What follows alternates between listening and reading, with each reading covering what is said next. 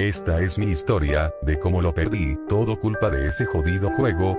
Ahora estoy a punto de la muerte deseándome o no de acabar de una vez por todas. Ya no puedo dormir tranquilo, el mundo me ve loco, pero quiero que sepan que no es por mí sino para salvar a alguien más de ese juego maldito que se hizo pasar por el juego de mi infancia. Todo comenzó después de la muerte de mi primo. Mi primo había muerto hace apenas 2 semanas. Nadie quería hablar de cómo, solo decían que fue un accidente en su cuarto, mientras jugaba en su PC. Yo solo sabía que era fanático de los zombies y que lo único que dejó atrás, además de su cuarto vacío, fue su copia del Left 4 Dead. Fue mi tío quien me ofreció su copia del Left 4 Dead. La trajo envuelta en una bolsa negra, como si quisiera ocultarla del mundo. Llévatela, si te gustan estas cosas, dijo en voz baja, con los ojos vidriosos. Solo dame $5. Yo acepté, porque conocía esa copia. Mi primo me había hablado de ella antes de morir. Decía que no era una edición normal. Según él, era una beta descartada del juego, una versión interna que un desarrollador filtró por error. Traía todas las campañas originales más 2 que nunca salieron. Según él, los supervivientes actuaban raros, los infectados parecían más reales, y había escenas hiperrealistas con gráficos fuera de este mundo que nunca salieron en ninguna versión pública. En mi grupo de amigos siempre hablábamos de Left 4 Dead, todo el tiempo. En clases, en el chat, en las tardes. Así que decidimos conmemorarlo jugando esa versión que le había pertenecido para ver qué traía realmente. Le escribí a todos en el grupo. Esa noche, invité a mi mejor amigo Gaspar, a mi otro primo Gabriel y a mi novia Patty.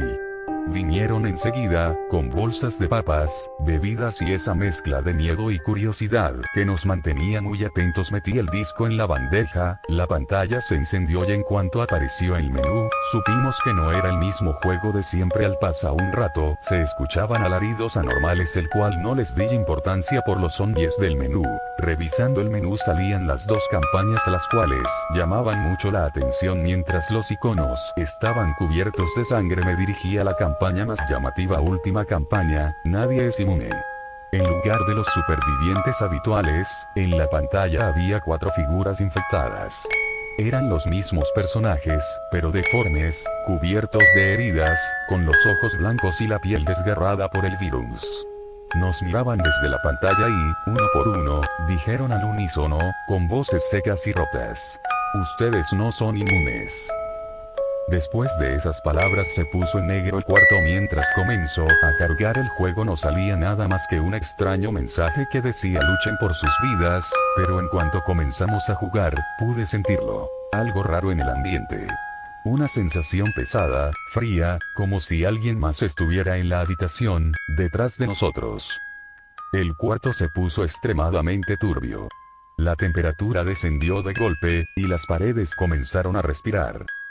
La pintura se desprendía, revelando debajo una textura que no parecía de concreto ni madera sino piel humana, con poros que exhalaban un olor metálico y cálido. Pequeños ojos se abrían y cerraban en las esquinas, siguiendo cada uno de nuestros movimientos. Del televisor ya no salía estática. Ahora, de la pantalla brotaban ríos de sangre, hirviendo, con burbujas de aire. Y trozos de carne flotando en ellos, inundando el piso a nuestros pies. La sangre se coló entre las baldosas mientras un chirrido agudo llenaba el aire y un mensaje en letras rojas se formaba en la pantalla. De pronto, el televisor explotó con un estruendo seco y cegador. El vidrio voló en todas direcciones, pero no nos alcanzó. La onda de choque nos envolvió como un manto negro, y caímos hacia atrás, hacia un vacío que parecía no tener fin. Cuando abrí los ojos, ya no estábamos en mi sala. Estábamos de pie, en medio de un callejón oscuro, podrido, con autos volcados y llamas a lo lejos. El aire olía a gasolina, carne quemada y pólvora. Un grito abismal nos heló la sangre. Una horda de infectados venía a toda velocidad hacia nosotros. Esto es Left 4 Dead. Gritó Gaspar, su voz temblando. No hubo tiempo para más. Las criaturas se abalanzaron sobre nosotros con furia demencial, arañando, mordiendo, saltando desde los tejados. Mi novia tomó un bate ensangrentado del suelo y le voló la cabeza a uno de ellos, mientras yo encontraba una escopeta oxidada tirada entre los escombros. La levanté justo a tiempo para disparar a una bomber que venía directo hacia nosotros, haciendo que explotara en una lluvia viscosa y asquerosa. Gaspar logró encender un cóctel molotov y lo lanzó contra la horda, creando una pared de fuego que detuvo momentáneamente a los infectados. Pero los chillidos no cesaban.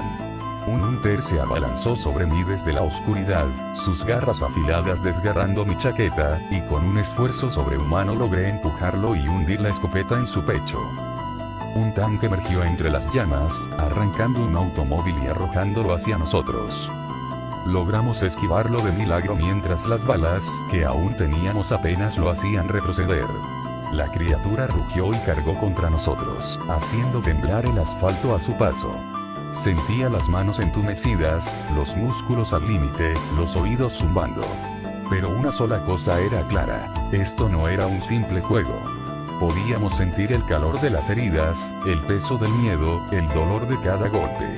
Esto era real. Y ahora sabíamos que no solo estábamos luchando por sobrevivir, estábamos luchando por salir antes de que el juego nos devorara del todo. No paren, no se detengan. Grité. Mientras un smoker lanzó su lengua retorcida y se enroscó en el cuello de mi novia, arrastrándola hacia la penumbra. Su grito se apagó en un segundo, reemplazado por el sonido de carne desgarrándose y huesos rompiéndose. Corrí hacia ella, pero un charger apareció de la nada, embistiéndome y estrellándome contra una pared. Sentí como si me rompiera las costillas, pero logré levantarme a duras penas. Gaspar seguía a mi lado, disparando como un loco con una Uzi que había recogido. No pares, no pares. Me gritaba, cubriéndome mientras yo recuperaba la escopeta. El chillido del helicóptero llegó entonces. Un sonido metálico, esperanzador, que cortaba el aire en medio de ese infierno. Una bengala roja brilló en lo alto de un edificio. Había una salida. Pero no nos lo iban a poner fácil. Los infectados seguían viniendo sin descanso, y cada paso costaba sudor, sangre y balas. Un bomber explotó a pocos metros, y su bilis nos cegó por un instante, atrayendo a la horda. Nos abrimos paso a golpes y disparos, Gaspar lanzando un cóctel molotov para abrir camino, mientras yo reventaba cabezas con la escopeta. En un momento, creí que lo lograríamos. Habíamos llegado a la base del edificio donde esperaba el helicóptero, solo unos pisos más arriba. Entonces la tierra tembló y apareció el tanque. Era aún más grande que el primero, con el cuerpo en llamas y un rugido que hizo temblar los cristales de las ventanas. Nos miró con odio puro, y supimos que ese era el verdadero guardián de nuestra salida. ¡Corre! Grité, pero en ese momento, de entre las sombras apareció mi primo. No sabía cómo había logrado sobrevivir tanto tiempo, pero allí estaba, con una palanca ensangrentada en las manos y el rostro desencajado. Por aquí. Gritó, señalando una escalera de emergencia. Corrimos juntos, los tres. Gaspar, mi primo y yo, disparando y golpeando a cada infectado que intentaba alcanzarnos. Llegamos a la mitad del edificio, y mi primo se detuvo para arrancar una puerta con un mueble. Sigan, yo los alcanzo. Nos dijo, forzando la puerta mientras una horda se estrellaba contra ella. Gaspar y yo seguimos, subiendo los últimos pisos mientras escuchábamos los golpes y los gruñidos abajo.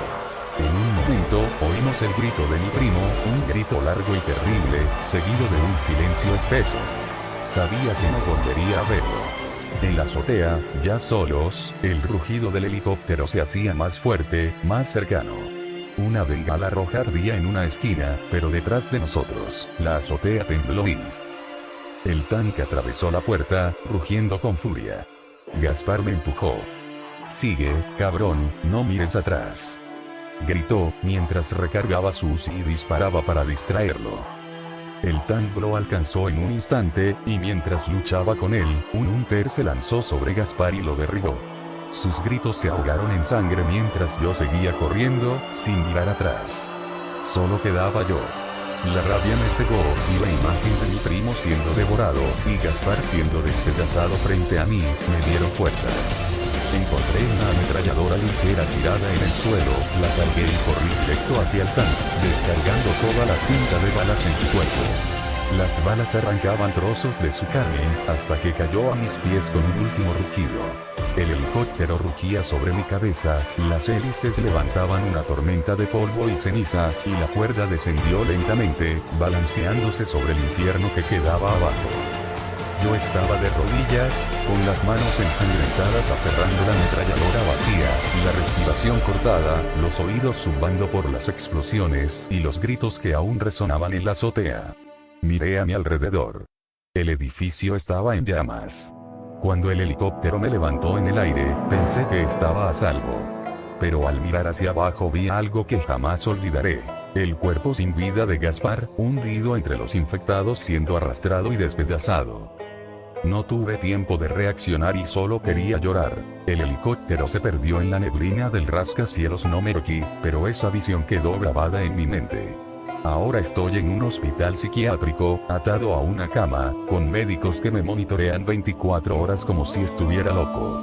Me dicen que nunca hubo un apocalipsis, que me encontraron delirando en la calle, gritando sobre los infectados del F4 de AT, pero yo sé lo que viví. El juego no era un simple juego, era el infierno. En mis pesadillas los infectados decían mi nombre, las calles eran idénticas al videojuego de mi infancia, pero ya no las veo igual, con la mente puesta en la muerte de mis amigos a manos de esos hijos de puta. Intenté advertirlo a todo mundo, lo vi con mis ojos. Esa copia está maldita. Antes de ir al hospital psiquiátrico alcancé a ver cómo esa misma copia está siendo vendida en la Deep Web al mismo precio que me lo dio mi tío, pero nadie me cree. Ahora cada día me llaman, me inyectan, me obligan a dormir por las noches. Aún escucho el batir del helicóptero, los gruñidos de la horda y la voz de mis amigos pidiendo ayuda desde un rincón del hospital. Y sé que no son alucinaciones. La maldición no se quedó en el disco, ahora vive en mí. Hoy, atrapado entre estas paredes blancas, lo único que puedo pensar es que nunca debí jugar ese juego maldito. Fue el error que no pude llevar en mi vida.